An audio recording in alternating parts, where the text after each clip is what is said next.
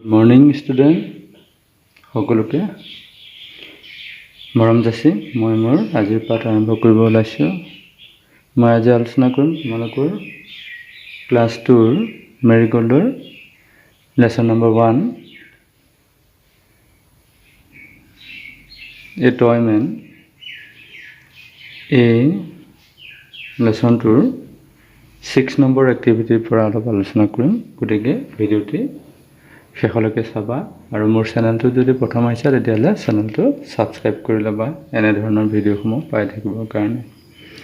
এতিয়া ইয়াতে কৈছে write the missing letters, one is done for you. Missing লেটাৰখিনি লিখিব দিছে, এটা কৰি দিয়া হৈ আছে। এতিয়া এইখিনি হ'ল কেপিটেল লেটাৰ আৰু স্মল লেটাৰ। কেপিটেল লেটাৰটোৰ লগতে স্মল লেটাৰটো লিখি দিছে এ। এতিয়া আমি ইয়াতে স্মল লেটাৰটো লিখা আছে, গতিকে কেপিটেল লেটাৰটো আমি লিখিব লাগিব। গতিকে কেপিটেল লেটাৰটো আমাৰ কি বি, নহয় জানো?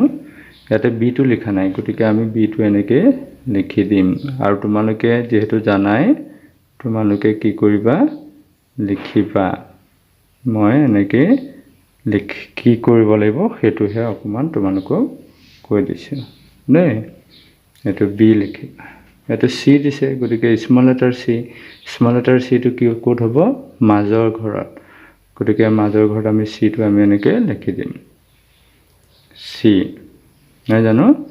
এনেকৈ তোমালোকে লিখিবা। এইটো ডি, গতিকে কেপিটেল লেটাৰ ডিটো লিখা নাই, গতিকে কেপিটেল লেটাৰ ডিটো ওপৰৰ ঘৰৰ পৰা মাজৰ ঘৰ। গতিকে এনেকৈ আনি লৈ পেলাই আমি এনেকৈ দি দিলোঁ। এইটো ডি। এই ধৰণে তোমালোকে গোটেইখিনি কৰিবলৈ যত্ন কৰিবা। গতিকে এতিয়া আমি যাম পিছৰ পেজত কি আছে চাওঁ। পিছৰ পেজত আমাৰ দিছে কাৰ্চিভ, কেপিটেল লেটাৰ আৰু স্মল লেটাৰ। গতিকে এয়া এ কাৰ্চিভ, কেপিটেল লেটাৰ আৰু স্মল লেটাৰ। গতিকে এইটো বি দিছে, গতিকে আমি এই বিটো লিখিব লাগে।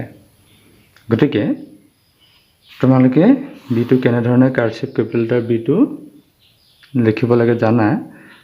গতিকে তোমালোকে ইয়াতে এনেকৈ লিখিব যত্ন কৰিবা। এনেকৈ আমি এনেকৈ আনি দিম, আনি দি এইখিনিৰ পৰা আমি এনেকৈ দিম, দিলৈ এইটো দিম বি, এইটো বি। চিটো দিয়াই আছে চি।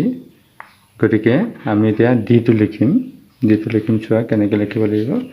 ডিটো কিন্তু দুইটাই দিয়া নাই, গতিকে আমি ডিটো এনেকৈ কেপিটেল লেটাৰ ডিটো লিখিলে আমি এনেকৈ লিখিম, এনেকৈ আনিম, আনিলে এনেকৈ ভাঁজ দিম, দিলে আকৌ এনেকৈ লৈ যাম। এইটো ডি।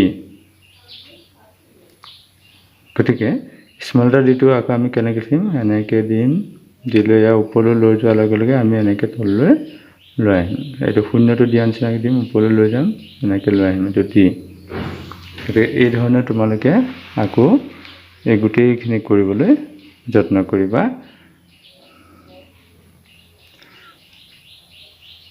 এতিয়া নেক্সট পেজত কি আছে চাওঁ ব'লা। নেক্সট পেজৰ 8 নম্বৰ এক্টিভিটিটো কি দিছে, ৰিড এলাউড। অলপ জোৰেৰে পঢ়িব দিছে। এতিয়া কি কৈছে, Mohan is a toy man. Mohan এজন পুতলা বেপাৰী। মোহন পুতলা বেপাৰী। He sells toys. তেওঁ পুতলা বিক্ৰী কৰে।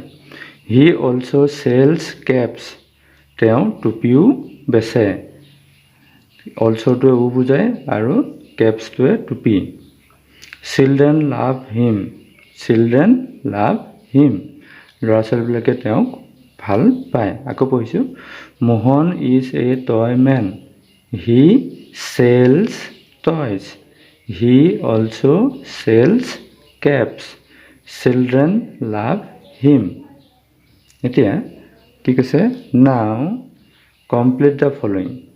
এই তলৰখিনি কি কৰিব দিছে, বাক্যখিনি সম্পূৰ্ণ কৰিব দিছে। কি লিখিছে, মোহন ইজ এ ডেছ। গতিকে কি হ'ব, Mohan is a toy man.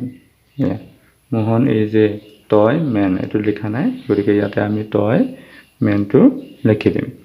TOY toy T-O-Y toy man M-A-N এয়া toy man আমি লিখি দিম তাৰপিছত কি দিছে he sells toys তো কি হ'ব toys T-O-Y-S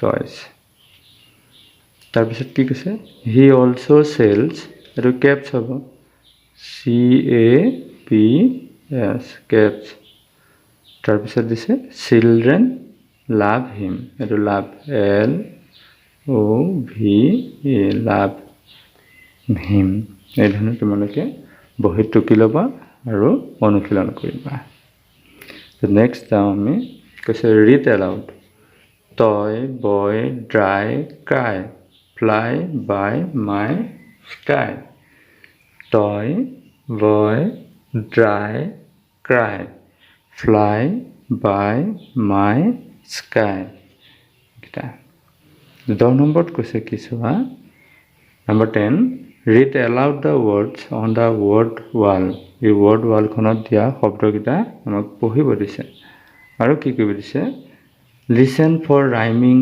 words and write them together in groups rhyming word কিটা বাছিব দিছে আৰু ইয়াতে লিখিব দিছে চোৱা কি লিখিছে cap map tap cap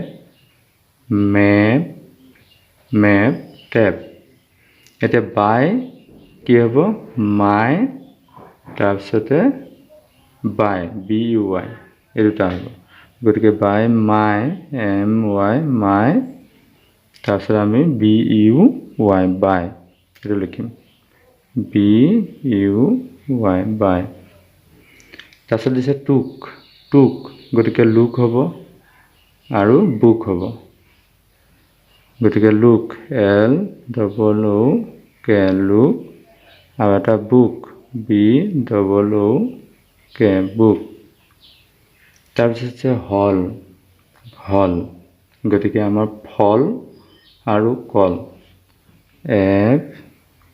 F-A-L-L ফল কল C-A-L-L এইকেইটা 10 নম্বৰ rhyming word কি by my by took look book hall ফল কল